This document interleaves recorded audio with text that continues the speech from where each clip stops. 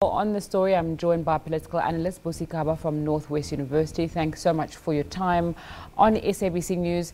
What do you think this cabinet reshuffle and the perception, what do you think this cabinet reshuffle has had on the perception of President Cyril Ramaphosa as a leader so far? Well, hi, good afternoon. It's Monash, South Africa now, not from Northwest. But in any case, my immediate reaction to the cabinet reshuffle is that, I had expected dramatical changes.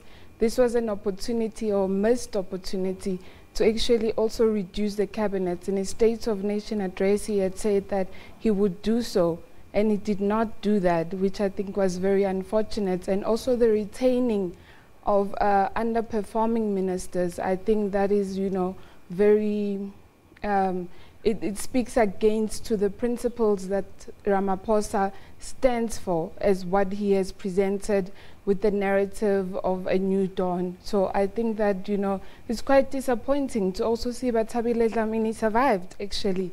It's surprising for me that she's still there. I don't think she has a grasp of women issues, and she doesn't understand the agency of women in South Africa.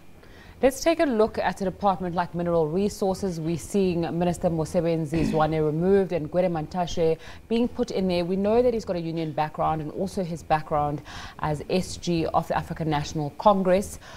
Do you think that this type of experience will reassure people who are nervous about Mosebenzi Zwane and his role there, and the Chamber of Mines as well, that it's going to be an easier time with Gwede Mantashe there? I suppose, look, you cannot ignore the fact that Gwede Mantashe is a well-polished politician. And also, like you have said, he has this background of having worked with the unions and a unionist. So I suppose also Mosebenzi Zwane is tainted. His image is tainted with all the state capture allegations. So I suppose that's a good move. We're seeing Pravin Gordhan coming back as a Minister of Public Enterprises, and we are seeing Nhlanhla Nene return as Finance Minister. Do you think that these changes are going to immediately change how SOEs work, or will there be a time lag to deal with the governance issues that are there in those institutions? Just to give you a broader overview, I think my expectation was that, there would be an immediate change. And I think most South Africans had expected that, Cyril Ramaphosa coming in will make drastic changes.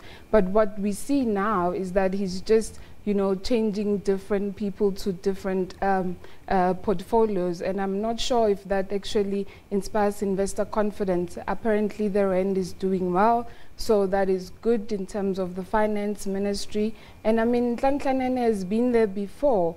And what he has simply done is unscrabble what President Jacob Zuma did overnight, when supposedly he did not, consult, and it is within his prerogative. What is unfortunate for me, though, with political appointments is that in nature, generally, they never take into cognizance or track record. They never take into cognizance your skills and experience, and that is unfortunate, which means, again, there's a very blurred line between the state and party politics. So it's internal factions that exist within the ANC that we're seeing outplay in the state now. Another complaint about this reshuffle is that perhaps President Cyril Ramaphosa doesn't come across as strong as he did when he was sworn in as president, when he promised to come in with a new broom. That's the one issue. Another issue that's been raised, that there's not a good generational mix inside that cabinet. No, certainly. I mean, we would have expected that there will be more younger people. But like I said again, he's using same people and just shifting them to different portfolios, which I think for me, this was an opportunity he could have used to really rubber stamp this change, or to support this narrative that he keeps insisting that, it's a new dawn. So I'm not sure if it's genuinely it's a new dawn. You could have seen, I could see the difference from the State of Nation address when he presented it. The level of confidence last night was rather different, which I think there was a lot of negotiations and talking in the background. But I think he's such a, he compromises a lot, which for me, I'm not sure as a leader, if that is a good thing. I think sometimes we just have to bite the bullet and make a decision.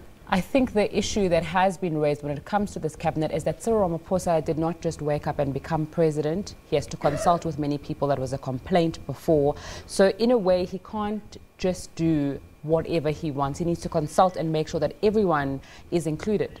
Yes, political approval is very important, and as you know, our electoral system, in the sense, you know, he did not become president by virtue of him being an individual. He had to gain the political approval within his party. So obviously, I'm sure he had to consult a lot within there, but, you know, there's also just the sense of, you know, he could have maybe used this opportunity to really push for this narrative, and this is the same cabinet that will take the ANC into the, probably, I'm assuming, if there's no other reshuffle before the 2019 election, and I'm not convinced if South Africans will be sold or if they will think that the ANC has indeed transformed itself.